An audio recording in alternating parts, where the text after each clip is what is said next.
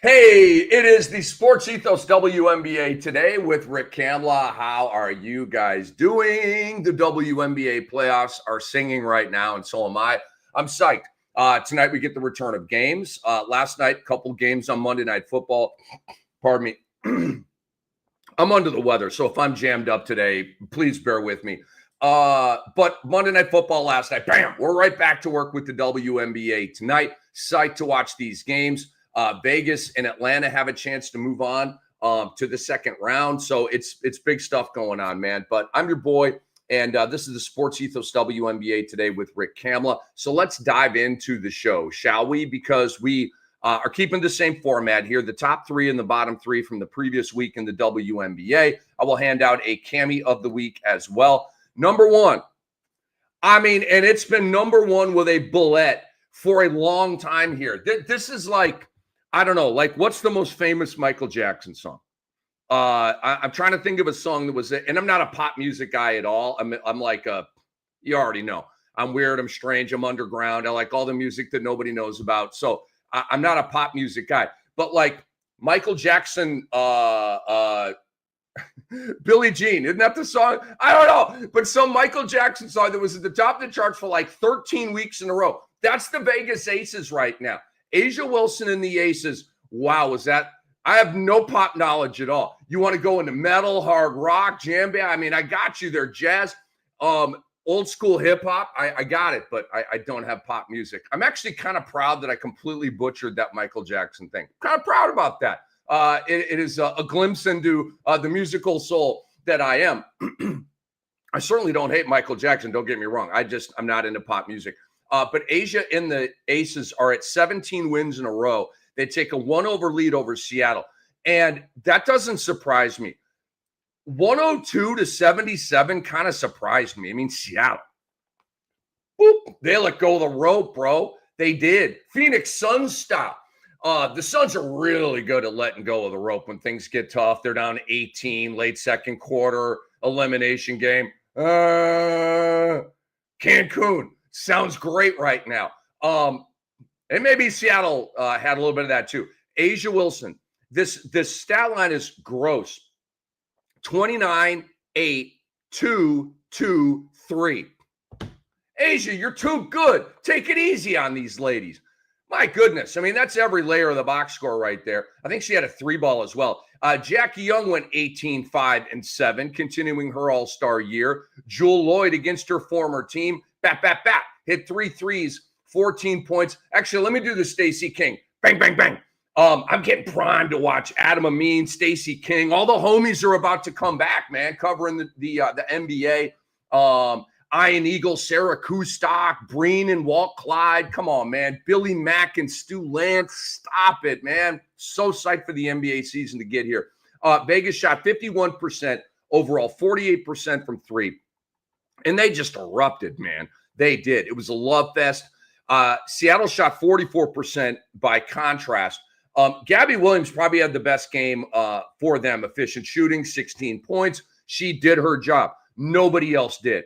Malonga did. She had a double-double, but the game was kind of, out of reach by the time she started kind of doing her thing. Nneka Ogwumike, 11, 8, and 3. Future Hall of Famer, phenomenal player, and that's not even close to good enough.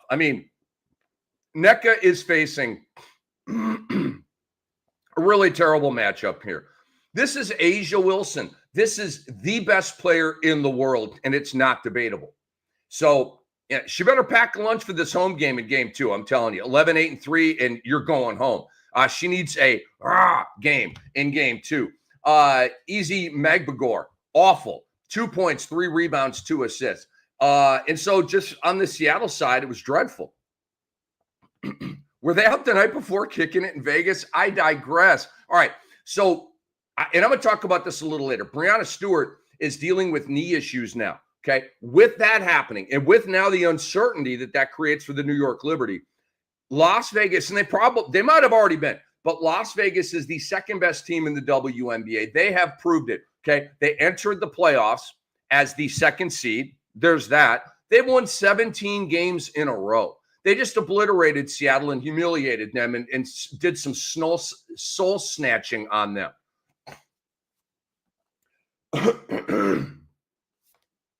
Again, pardon me. They are the second best team. They are the biggest threat to the Minnesota Lynx.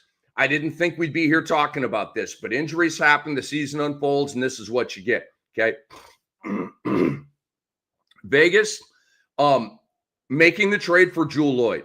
All right. I'm never going to forgive them for trading away Kelsey Plum. It's unforgivable. Never going to forgive them for that. Not the trade for Jewel Lloyd, but bringing her off the bench. Okay. It's been a stroke of genius. I don't think they've lost since they made that move. So they've turned a negative into a positive in a big way.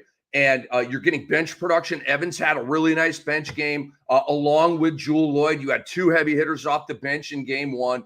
And obviously you've got Chelsea Gray, Jackie Young, and Asia Wilson in that starting five. They've got a good thing going right now.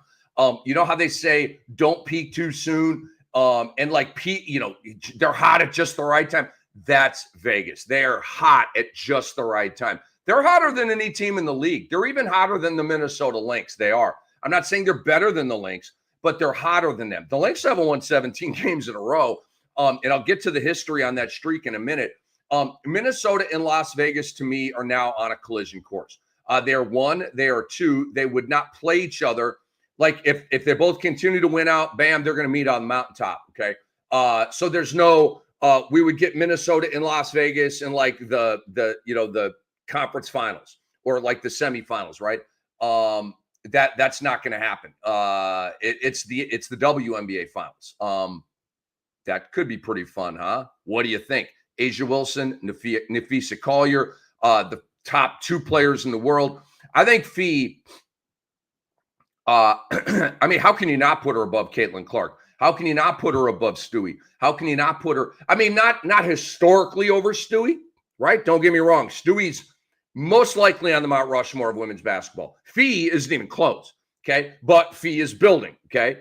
Stewie's been doing this longer, and Stewie had he was pretty good at UConn too, but she wasn't as good as Stewie. All right. Anyway, for me right now, she's number 2 in the world. Nafisa Collier. That'd be pretty dope to get Asia and Fee in the WNBA finals. And honestly, not the best news for Minnesota, right? They've already got 2. Minnesota's got 4, but not with this group. They're trying to get their first with this group. So that would be that would be extraordinary, and I think we're going to get it. All right, now to the streak. Pardon me. To the streak. Back in 2001, the Los Angeles Sparks won 18 straight games. And that was in the regular season, okay? So by contrast, Vegas has won 17 in a row, 16 regular season, 1 playoff game. So if they beat Seattle in game 2, which I think they will, again, pardon me, they will match that. Now, in terms of the record books regular season, they're going to have to win their first 2 games of the 2026 season to match that regular season streak. But I just wanted to give you that contrast. They're 2 games off the all-time record in the regular, and they're 1 game off tying the longest streak in league history. And obviously, you would add a couple of playoff games to that. Any way you slice it, it's absolutely incredible. We are alive to see it. Okay, this is like, remember when LeBron and Wade and Bosh won 25 in a row, 27 in a row, whatever it was. And we started talking about the Lakers with Wilt and Goodrich and West and all that kind of stuff. It was good stuff. And this is the Sparks from 2001, a historic basketball team. Game 2 in Seattle on Tuesday. Jewel Lloyd's return to Seattle for a playoff game. Are they going to cheer her, boo her? I don't know. I know they love Jewel up there, but this is the playoffs. This is blood and guts. This is a death game for the Seattle Storm. Any way you slice it, she should go off. By the way, I will not say that again in this show. It's already twice, right back to back. Not good. I'm better than that. But she should go off, dude. She should have 14, 17, about 4 threes. She's going to pop in that game. I see it. Asia versus NECA. Right now, it's a mismatch. I mean, NECA's phenomenal. She is. She's still really, really good. There hasn't been like a dip off the prime and that kind of thing, but This is A'ja Wilson, dude. Look, A'ja Wilson is an advantage for Vegas in the matchup with her and Fee. Fee's the MVP of the league, okay? But A'ja still has the advantage in that head-to-head. It's not as dramatic as the mismatch here with NECA, or the advantage, maybe I should say. I mean, it's 2 Hall of Famers, but NECA has to flex, like I said. Chelsea Gray did not play great in game 1. She was kind of along for the ride and distributing the ball and playing, floor general, all that kind of stuff, but didn't score a lot, didn't have a lot of stats in the box score. That's bad news for Seattle because Chelsea Gray is going to have a game here in game 2. She ain't going out like that. She is a champion. She's a gamer. She's a tiger, and she's going to play very, very well. Seattle needs more from Izzy Magbagor and Skylar Diggins. They got to have more from them. Skylar Diggins did not shoot well, and she needs a big game. Like, Seattle's got to pitch a perfect game at the Las Vegas Aces. I don't think they're going to be able to do it, but that's what they have to do. And it's tough because you just got humiliated. You got buried. You got bodied, okay? You got body bagged, actually. And maybe they need to play Malonga more. Like, if Magbagor's out there, tweet, early foul. I mean, just play the young lady who's very, very dynamic, obviously. So my pick, and I'm going to give you picks on all these game 2s coming up, like a look back at game 1, and then I'll give you a pick for game 2. This is the SportsEthos WNBA Today with your boy, Rick Kamla. So happy to have you guys and girls along for the ride here at the most important time of the year for the dub. This series is over, folks. If Vegas had beaten Seattle 91-83, I wouldn't be saying this. I might even be saying Seattle's going to shock the world and stop the winning streak. Sometimes one loss turns into 2 because you can't mentally recover from the first one. I'm telling you, they humiliated these ladies. They said, we dom, you suck, bye-bye. Okay? And I don't believe Seattle's going to recover from that until next year.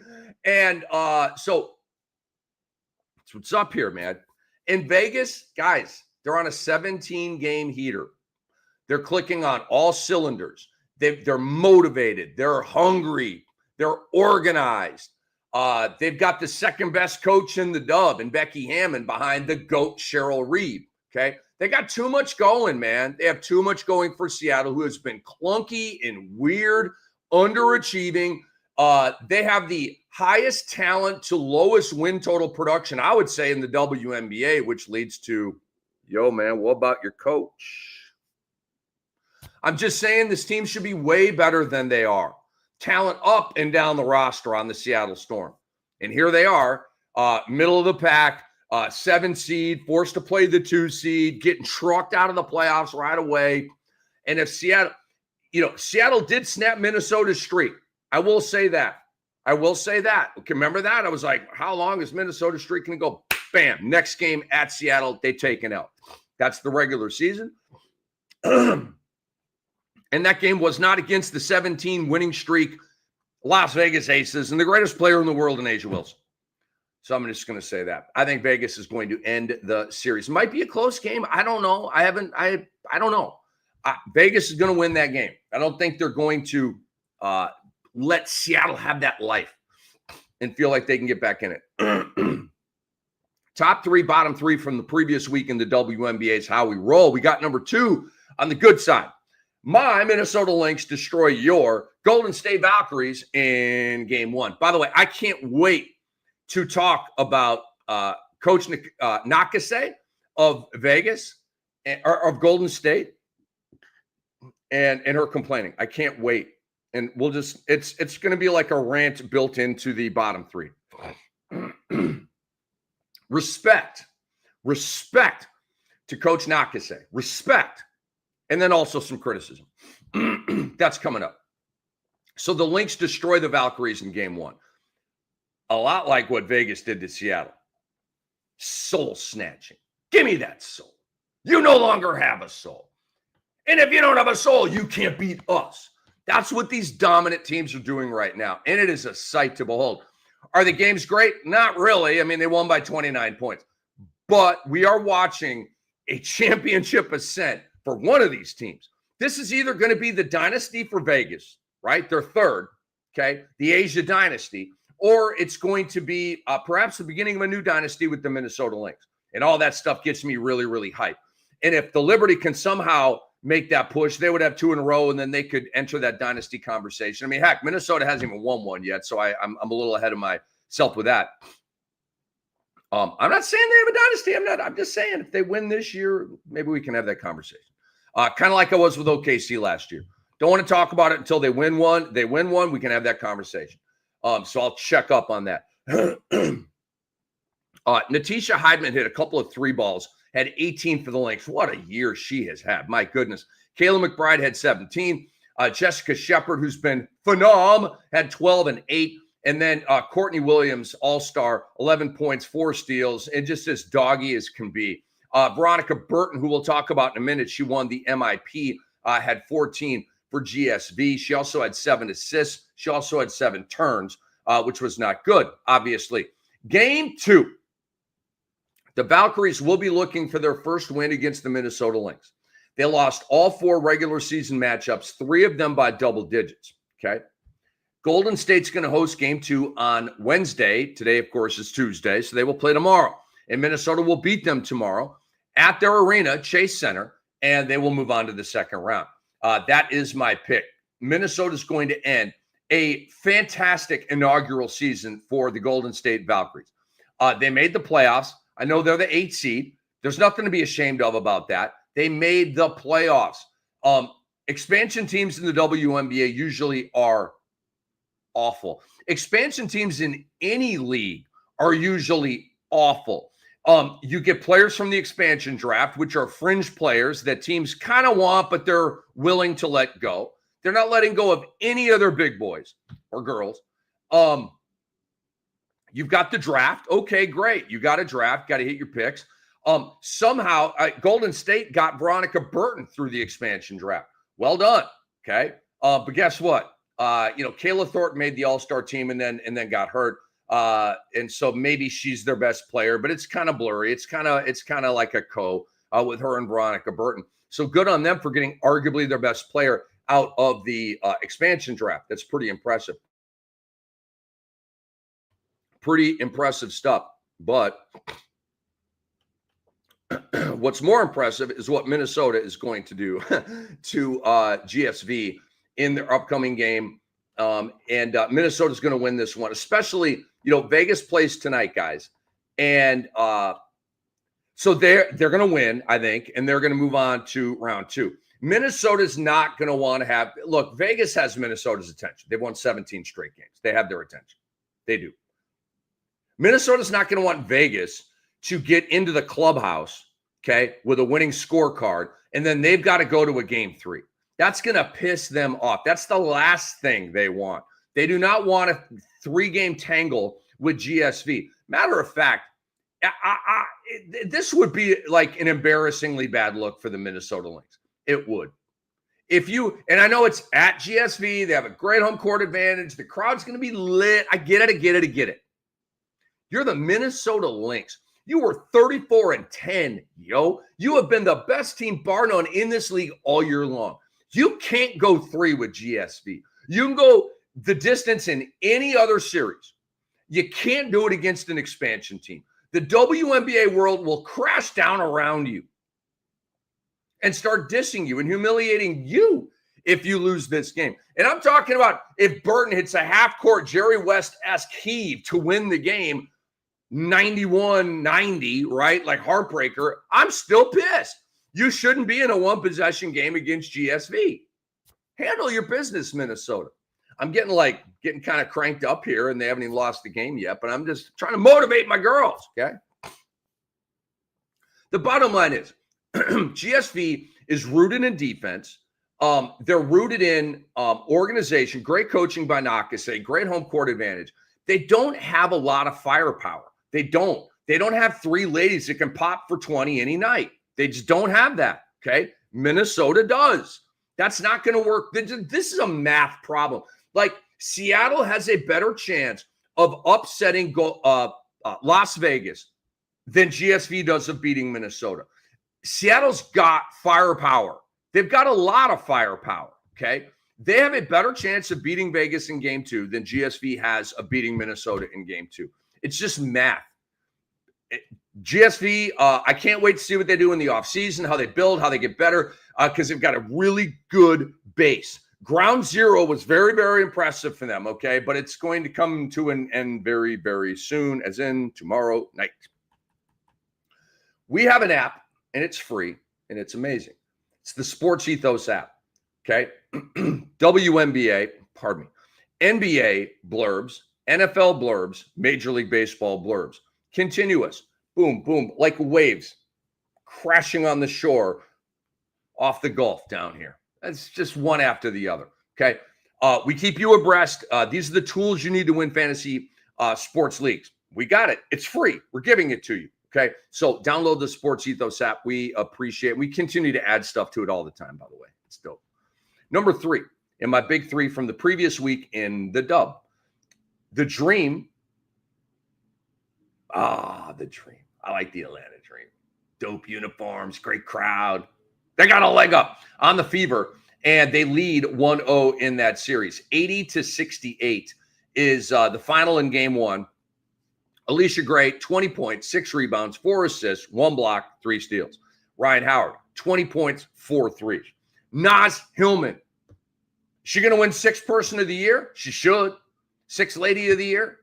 6th human of the year. 16, 9, and 3.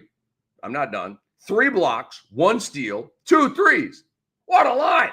One of the best lines of all the game 1s. Naz Hillman. Flexing. Love you, Naz. Love you. Brianna Jones, 12, 5, and 3. 3 steals. Jordan Canada was not great. She had 2 points, okay?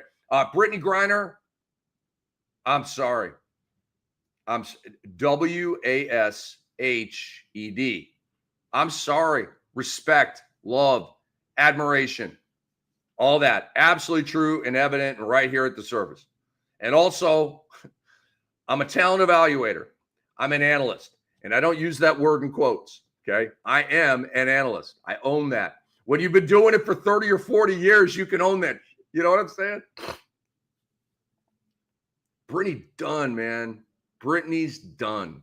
She's out of jumps, as the ball players say. It's the end of the road. I mean, it's cliche time, right? Don't let the door hit you where the good Lord split you. Brittany, we love you. We do. We do. What happened?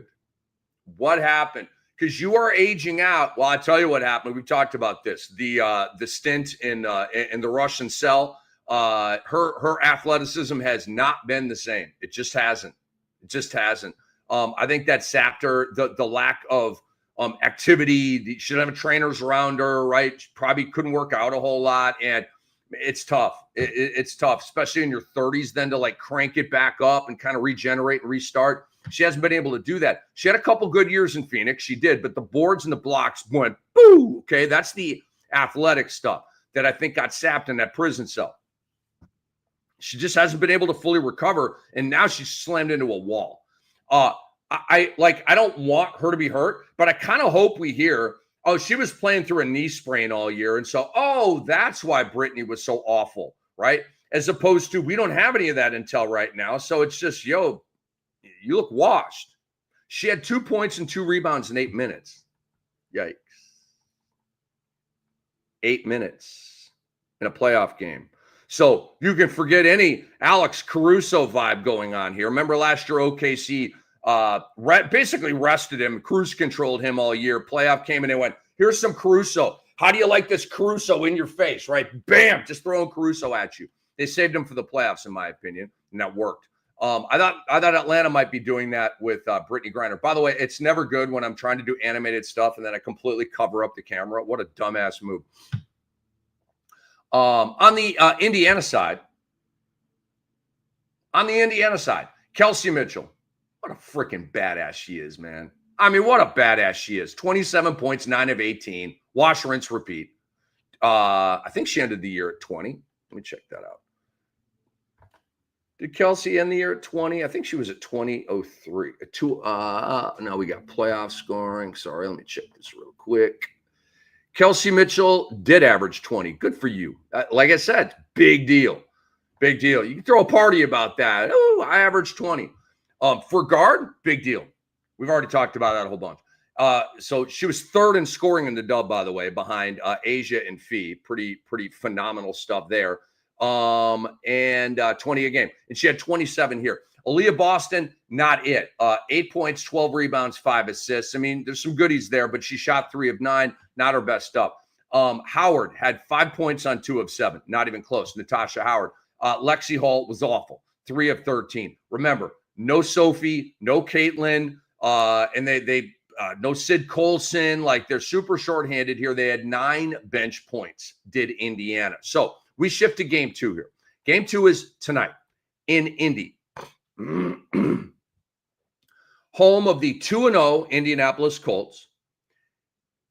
I bring this up because, like, and maybe this is the truth in all cities, but in like middle America cities like Minneapolis, Milwaukee, Indiana, Indianapolis, stuff like that, like there's just a swell, like when all the teams are good, like Indiana Pacers in the NBA Finals, right? They're still feeling good about that. I know you lost, but I mean, it's OKC.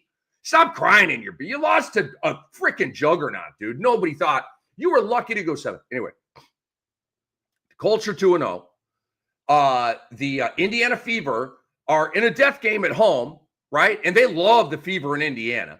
And Caitlin will be in the arena, right? She ain't going to play, but she'll be there in street clothes, and she'll be up standing and clapping and all that Caitlin stuff, okay? So people just love watching her just be Caitlin.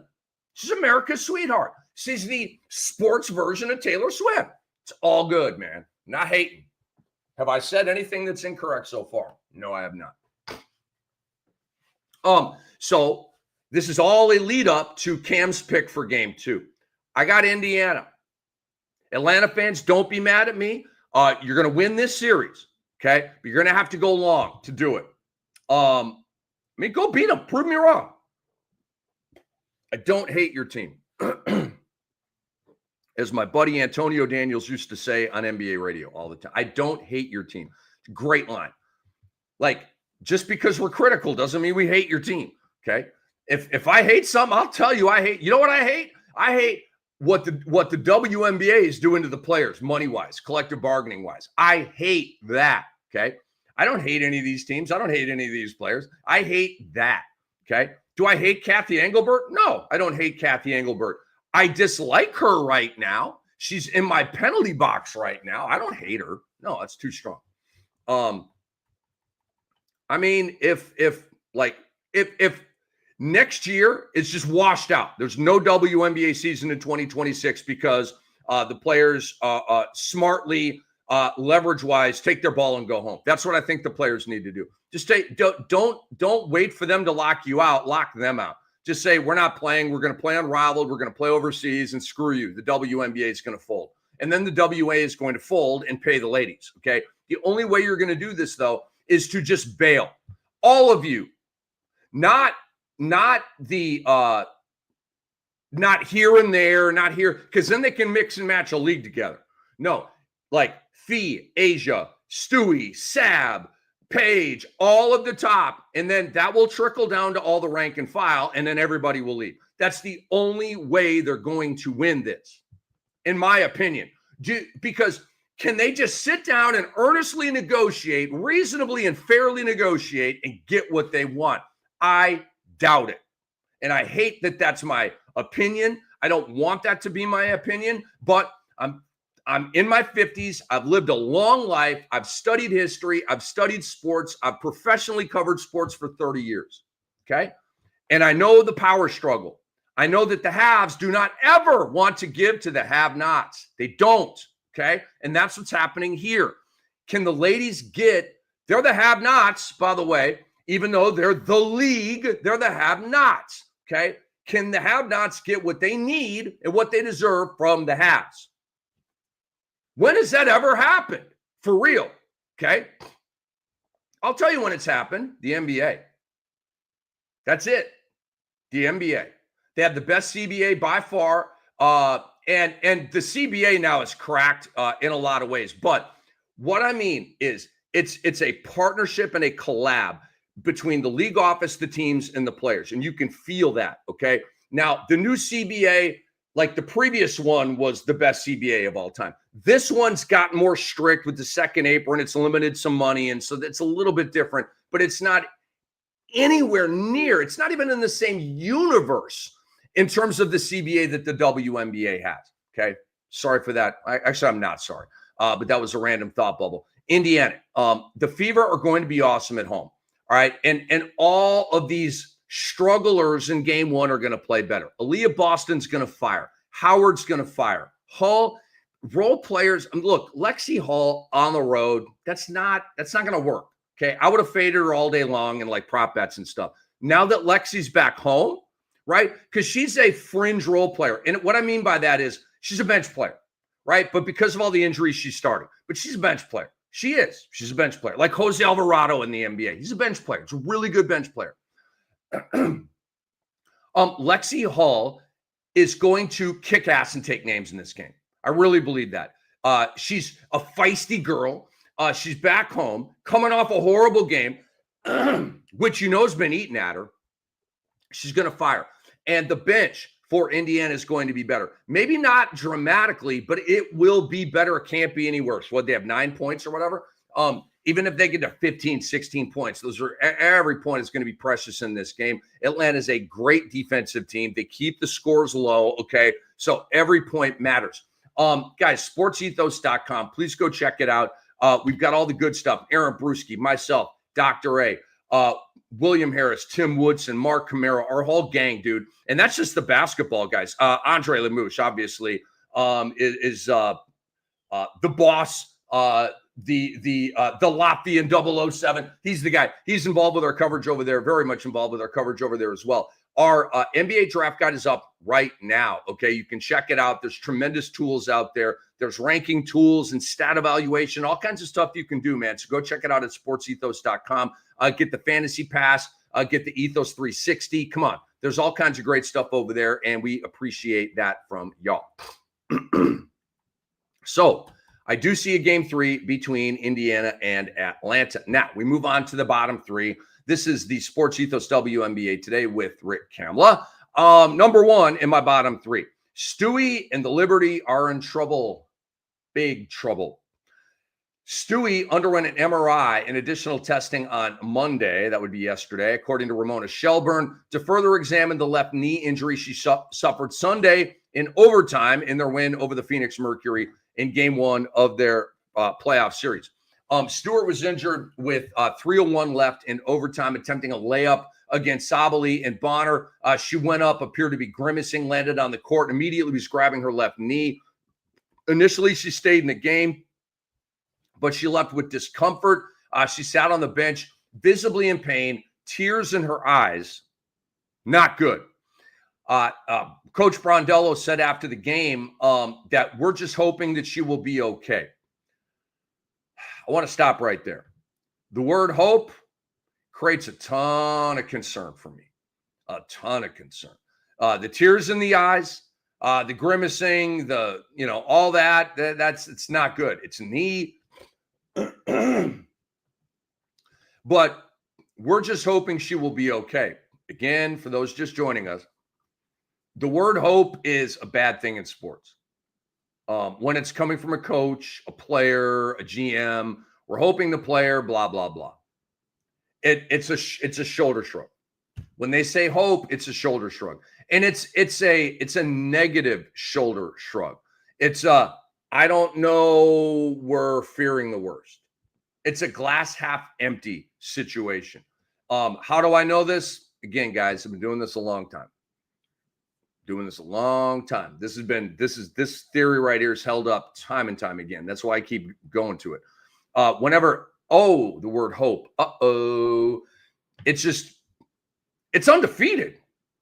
It's undefeated. I can't think of an example where a coach said, we're hoping he can play in the next game, and then that guy plays in the next game. Because that guy doesn't play in the next game. That girl doesn't play in the next game. Stewart missed 13 regular season games because of a bone bruise in her right knee in March. She had a knee scope before the season on her right knee. Okay. So I'm actually kind of happy that this is a left knee thing and not like, I mean, you can't keep banging on that right knee like that. But this is the other knee. And so, I got a couple issues going on here. But it is what it is. Hopefully Stewie can get back and get ready to play. Natasha Cloud, the doggy one. All right. Former Phoenix Mercury player made back-to-back layups to give the Liberty a 2-point lead late in the fourth quarter. And she was a big-time player in this game. And so they win in overtime, despite the loss of Stewie. And I presume sometime today, tomorrow, we'll get an update here on Stewie. Will she be able to play or not in game number 2? As we record this right now, we do not have that information. Game 1, 75-69. Stewie, 18-6-4, 2 steals. All right, Sabally, 16-6-7. Pardon me, not Sabally. That's Sabrina Ionescu, 16-6-7. Cloud went off against her former team, 23-6-5 with 4 steals. She said, "How dare you let me go?" Phoebus had 10 points, hit a big 3. And they had 2 points off the bench. New York had 2 points off the bench. I've been crying about their bench all year, just like the Knicks bench last year. They don't have enough. It's going to hurt you. It's going to pop up at a bad time. It is. Like, perhaps. Now, without Stewie, I don't think Stewie's going to play, guys. I don't think she's going to play. I don't think she's going to be able to make it back. Alyssa Thomas in game 1, fabulous, 14, 9, and 8, typical stuff. Kalia Copper had 16. Sabally had 9 and 8. She got to pick it up in game 2. And Bonner had 12 off the bench. So the Liberty now will have a chance to end this series, buy some time for Stewie and that leg Wednesday in game 2. And it will be at home. Okay. They went to Phoenix and stole game 1, which was huge. And now they're back home. They have a chance to close out the series. So my pick in this game is, drum roll, please, the Mercury. The Phoenix Mercury are going to beat the New York Liberty in game 2 in New York City. And they are going to move on. They play at Barclays. So they're going to win. Phoenix is going to win because I don't think Stewie's going to play. Game 1 was a coin flip with Stewie having a good game. Game 2, no Stewie. What I saw during the year is when the New York Liberty don't have Sab or Stewie or John Quell. They're a 500 team.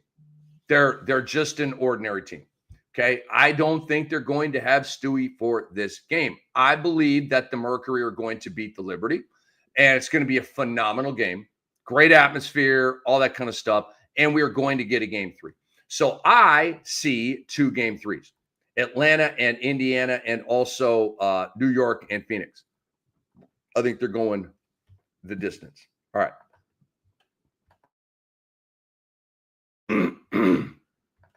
Again, pardon me if you're just joining us. I'm under the weather and dealing with some congestion and that kind of stuff. Pardon me. Number 2 in my bottom 3. Chicago is blowing off Angels' pleas for more talent, as I view it. Or are they? You be the judge. Let me set it up. So, at the end of the season, Chicago Sky general manager Jeff Pagliaccia, I don't know. Pagliaccia. Sorry, I'm not a big fan of his, so I'm not really that upset about mispronouncing his name. Maybe I'm getting it right. I don't know. Obviously he's not a household name, but Angel Reese is, but he's not. Anyway, he said, until I hear differently, that's the direction we're going to move, is that she's on the roster. What do you mean, dude? You just heard differently. She just told you to improve the roster, or I'm out of here. That's pretty dismissive right there, I think. And we're just getting started. Angel Reese was suspended for a half that recent Sunday. Remember, she made comments to the Chicago Tribune that were deemed detrimental to the team. It was their coach, Tyler Marsh, said it was an organizational decision that came from top down to suspend her, which meant Tyler Marsh did not want to suspend her. Jeff Paglioccia did. So I guess you could put Angel versus Jeff. I guess you could pose them against one another. So she did not, Angel Reese took her ball and went home. She did not take the court for this guy after that announcement. The team listed her as dealing with back stuff for the final 3 games. And obviously, we're no dummies out here. You suspended Angel on some bull crap. And so she just said, all right, I'm not playing the rest of the season. I see you, Angel. I see you, Angel. You know what that's called? Leverage. You know what she has? She has the ability to withhold her services. She does. She does. They're still going to pay her, so she's not losing any money. I mean, she probably made $5 for that game or whatever, based on this horrible CBA.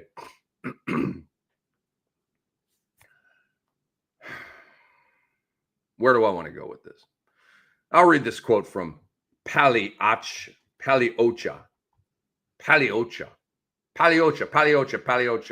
Nobody said his name this much in his entire life.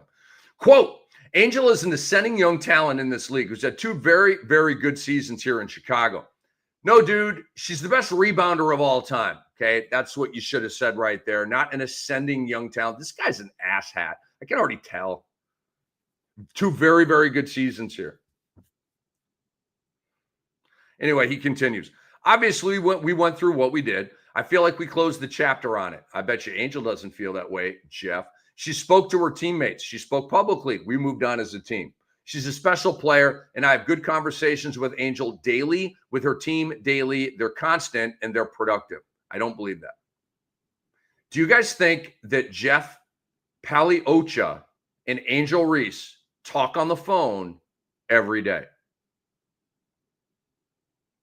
Do you guys think that happens? I would put my life on the line that does not happen. Okay. Do they text every day? Does Jeff wake up and send Angel a, hey, just checking on you, everything good? Maybe. I'm not going to put my life on the line for that. I'm talking about a phone conversation. Pick up the phone, actually get the person and talk to them every day. There's no way. There's no way. That's a lie. Maybe he's saying the conversations are text conversations, but me and Angel text all the time. That's what you should say right there. I have conversations with Angel daily. No, you do not. Nobody believes that, bro. Now, and he's selling here, right? Daily with her team daily. They're constant. They're productive. He's selling. He's selling. When you're selling, you lost me. I no longer believe it. Okay. There's an art to selling. Okay. And there's a bit of a bending or disbelief of truth with selling. There just is. So Angel apologized publicly and privately to the team and to the organization. Okay. She shouldn't have done any of that, but she did. Yeah, it's just like the sort of standard. It's like protocol. It's just what you do, even if you don't mean it. She probably didn't mean it. But this guy went 1-13 without Reese this season. Led the league in rebounding again by a mile, by the way. 23 double-doubles. And remember, she was on that roll of all these 15, 10, and 5 games, right? Like record-setting with that and all this kind of stuff. So is help on the way for Angel? Let me help out this guy, Jeff, who runs the Chicago Sky. Yo, Jeff, go get Arike Ogunbowale from the Dallas Wings. You're welcome. I promise I could do a better job than Jeff Paglioccia, whatever his name is. I promise. No doubt in my mind.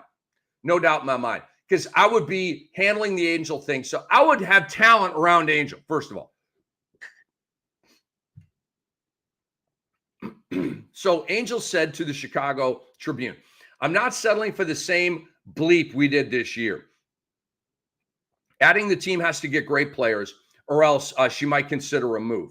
Okay. Paglioccia said those comments were hard to hear, reiterated he's committing to getting things right, and that there's a greater commitment to resources than in previous years. Oh, did Angel just catch a win? That's an ESPN report. I got to see it to believe it, but it's encouraging. This is what Paliocha said.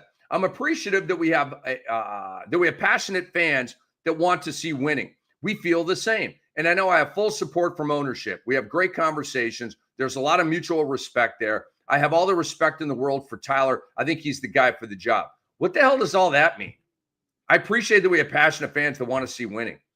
Duh, of course you do. A stupid comment. It's asshat. Paliocha said, while 2025 is a step forward in building better culture, they absolutely need to improve the roster as Chicago seeks to get back to be a contender.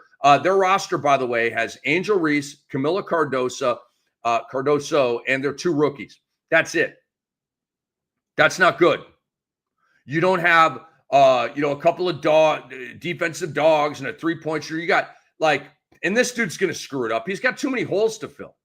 There's already fired Jeff Chance in Chicago. They should probably be getting louder. This is GML practice. You have Angel Reese and Kamla Cardoso, dude. They're both badasses, dude. Put 2 more badasses with them. Get them 3 good role players, and you will be back in this, okay? But that's 5 players. And do you think this guy's going to be able to nail all 5 of those right now in advance of 2026? I don't. Wake me when he does. Number 3 in my bottom 3 from the previous week in the WNBA. Oh, here we are. Here we are. I'm really excited about this conversation because it allows me to continue to bang on Steve Kerr, who continues to bother the you-know-what out of me. Coach NAKASE of the Golden State Valkyries, okay, she has taken a page out of the Kerr book, and I really, really, really would encourage her to rip that page out of the book, wad it up, and throw it into a trash can. Swish. I mean, I can't believe these comments. This is some of the stupidest coach speak I've ever heard. NAKASE, you're better than this. After losing 101 to 72, she complained about the refs. Are you serious, bro? She wants a fair fight and a clean fight. Dude, you lost by 29 points. You don't have the team or the math that can stack up with the Lynx. It's fact. Take your L and go home. NAKASE was given a technical foul for arguing the call in the second half. Said officiating impacted her team's ability to sustain its momentum after a strong first quarter. Oh, you had a good first quarter. Oh, it's so cool. Oh, my God. It's a 4-quarter game. What, do you think you did something? You had a prosperous first quarter against the best team in women's basketball. They don't give you a cookie for that, bro. NAKASE said, when Ileana Rupert is trying to fight for the rebound and she's getting called for a foul on a rebound, it takes our aggression away. And that's where I'm not okay with it. I want a fair fight. I really do. I want a clean fight. But I love the fact that both teams are playing their hearts out. They're fighting. But I would like it to be fair. And for me, that's why I got a technical foul, because at what point is it going to be fair? Shh. Stop. It's ridiculous. This is ridiculous. Coach NAKASE, you are so much better than this. Take your L. Go to the next game. You got to be kidding me, dude. The league office is laughing at you. They're laughing at you. They're mocking and ridiculing you. Can you believe what NAKASE was saying? They lost by 29 points. They got drilled. The game was over early. She's complaining about the refs? What the hell is this? It's some Steve Kerr bullcrap is what it is. It's some whiny Golden State Warriors / Valkyries. We're supposed to win every game and get every call and never have anything go bad for any of our players or any of our teams. It's so annoying. I get it. You won a dynasty. You have a dynasty. You won 4. The dynasty's over. Welcome to your new reality. Okay? You're just a team now. That's the Warriors I'm talking about with Steph. They're just a team. Okay? But they still want everything because they still have that champagne taste in their mouth. Okay? Get some freaking scope, okay? Wash your mouth out, bro. That champagne dried up in 2022. That's 3 years ago, bro. Give me a freaking break. Give me a break. Check out what NAKASE also said. We're playing the #1 team. We're playing the best team in the league. They don't need no help. This team is great. They're stacked. They play well. They play beautiful basketball. They're coached well. They don't need help. They didn't get help. You're right, NAKASE. They don't need help. And they did not get help. Your team is inferior to them. You're an 8 seed, bro. They're a 1 seed. They were in the chip game last year. You weren't even a team last year. For the love of God. I mean, this pisses me off. Check this out. The Lynx ended the game with 23 fouls. The Valkyries finished the game with 22 fouls. They called more fouls on Minnesota, and she's whining about the officials. Are you serious? This is some Steve Kerr whiny ass bullcrap. This is some bullcrap that Steve Kerr would do. That Golden State gets drilled by 27 in game 1. Well, you know, if the refs can get on the same page with us, you know, we get back in this thing, or some bullcrap like that, or, you know, I've never seen anything like this in my life. You have one of the greatest players ever to play out here, Steph Curry. I mean, he's driving to the lane. He's not getting calls. He tries to defend a little bit. They're calling every foul on him. And that's why we lost by 27 points. Steve Kerr, shut the hell up. Are you serious right now? And your whining, unfortunately, is infectious and contagious. And NAKASE's got the bug too. The Valkyries had 27 free throw attempts. The Lynx had 24. The Valkyries, they actually won the whistle game. They won the whistle. This is so insane. They won the whistle, and she's complaining about the whistle. And they got drilled by 29 points. Coach NAKASE, you just made the Hall of Fame for the stupidest sound bites of all time. You did. You just made the sound. You just made the B-roll of all of the stupidest coaching rants of all time. You're now on it. Congratulations. Just take your L and go home. Stop being whiny, okay? You are the Golden State Valkyries. I haven't even seen the history on it. I'm just kidding. You probably just had the greatest inaugural season for an expansion team in North American sports history. I mean, they're up there. I'm talking football, baseball, basketball, hockey, all of it. They had one of the best expansion seasons in the history of North American sports. Enjoy that. Hug up on that, okay? Don't soil it and spoil it and stain it with this whining.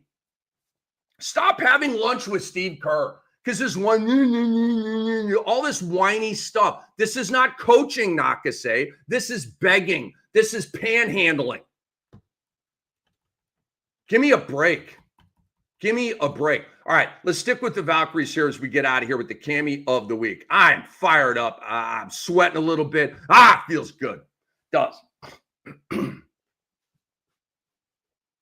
I mean, if NAKASE complains after game, they get drilled by 24 at Chase Center and their season's over and Lynx move on. Well, if we could just get they don't need any. If NAKASE goes off on the refs after game 2, I might explode. Like my body parts everywhere. Like it might kill me. It might. So NAKASE, don't do that. Don't do that. Cammy of the week is Valkyries guard Veronica Burton. She won Most Improved Player, and she ran away with this award. Okay, 68 of 72 votes from a national panel of sports writers and broadcasters. I like the big number, right? Like in the finals and stuff, there were 9 voters. What the hell is that, man? Like for the NBA finals and stuff, it's like 9 voters. Bro, it's so stupid. Get 50. There's 50. This is the NBA final. Okay, there's hundreds of media. Hundreds. You can't come up with 50? I promise you can easily come up with 50 out of that. Anyway, 72 good sample size here. Azura Stevens finished second place. Alicia Gray, should say, and Natisha Heidman were third. No Gabby Williams. Voters, what kind of crack were you smoking all year to not have Gabby Williams anywhere around here? Anyway, this is Veronica Burton's bit. Career highs, almost 12 points, 4.4 boards, 6 assists, 1.1 steals. played all 44 games. She was absolutely tremendous. Last year, she was at 3 points, 1.4 rebounds, and 1.9 assists. She became the first player in WNBA history to increase her averages by at least 5 points, 2 rebounds, and 2 assists per game from one season to the next, with a minimum of 30 games played. So based on that stat, you could argue that she's the most improved player in the history of the WNBA. That's what that stat tells me. First player ever to increase points by 5, rebounds by 2, assists by 2 in the same season from the previous season. First one ever to do that. Again, that's pretty surprising, but it's the WNBA put that stat out.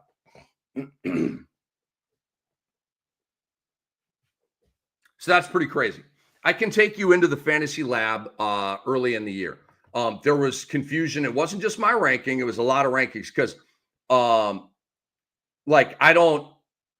like to look at other rankings just for like edification. I do mine organically, and then I'll look at some other rankings and just maybe curiosity and stuff. And I looked at ESPN's rankings, and they had Van Loo and Burton kind of like real deep. And at the time, we're looking at the depth chart like I like Van Loo. She barely played at all this year. She had a very weird year, but Burton like grabbed that job and ran with it.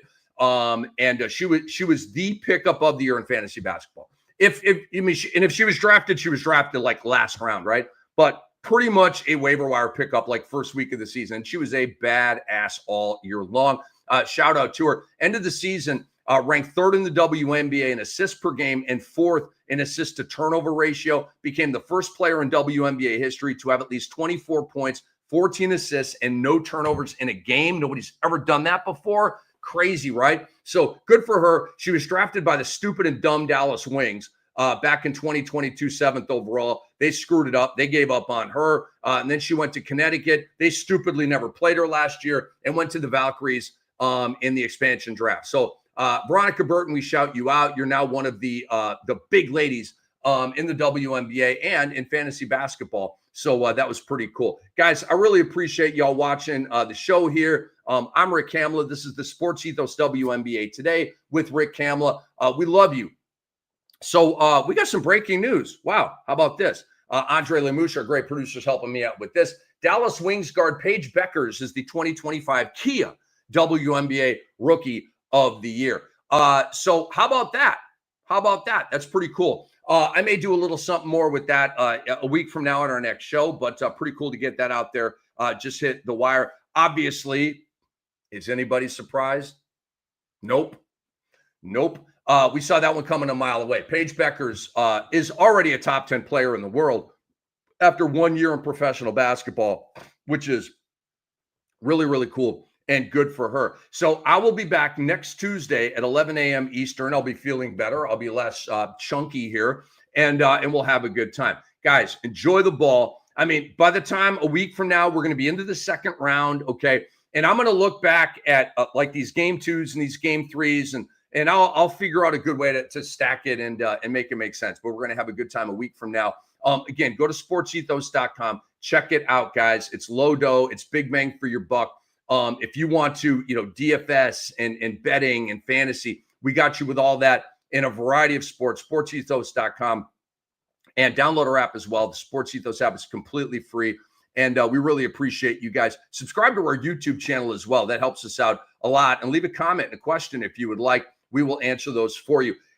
Really appreciate you guys. I'm Rick Kamla. For Andre Lemush, we are out. I will see you next week with the Sports Ethos WNBA Today with Rick Kamla. Bye-bye for now.